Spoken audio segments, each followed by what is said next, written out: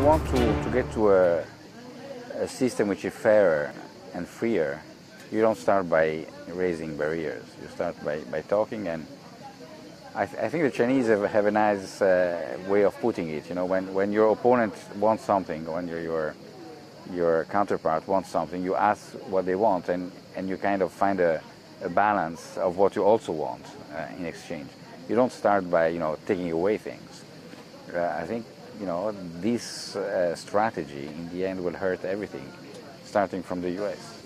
So yes, on the principle, but not on the method. Yes, I think the method is wrong. It's clear that the Chinese have to liberalize their markets. They are not.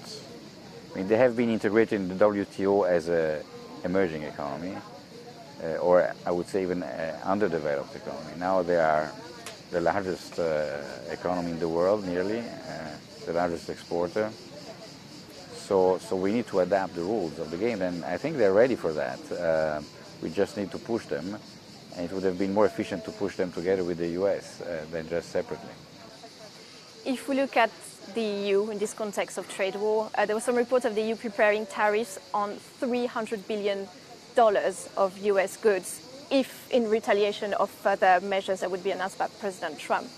How concerned are you about that tit-for-tat escalation and the impact that would have on these Eurozone economies that have just started to recover? I hope this is just a preparation and it will not happen.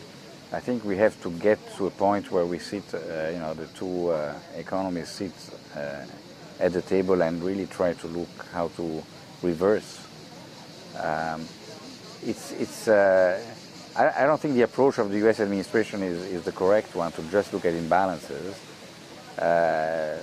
Because, I mean, the world is not ideal if everybody has a zero balance. You have to look at the underlying savings investment equilibrium of the various areas. Clearly, the US has a deficit problem, maybe also a budget deficit. They have a twin deficit, and I don't think that the best way to reduce it is to threaten the others. But this has to be solved by diplomatic, and trying to look at the concerns of the U.S. and see what we can obtain in exchange, not by just. So we are concerned. I mean, we should be concerned as Europeans that we are not taking the right track to address the issues at the global level. Do you think you can put a grind to this recovery of the Eurozone? Well, certainly, trade has been a main driver of growth over the last few years. It has slowed down over the last couple of years, and if it continues to slow down, I think this will be a problem for everybody. So it will be a problem for Europe, and it will be a problem for the US. And if we look at the impact on monetary policy for the ECB in this context of trade war, the last forecast that the ECB published said that it did not factor in potential trade measures because they hadn't been implemented just yet. So in that context, with the forward guidance that we got from the ECB, do you think that if there is an escalation and we see an impact on the economy, then will the ECB really stop QE at the end of this year?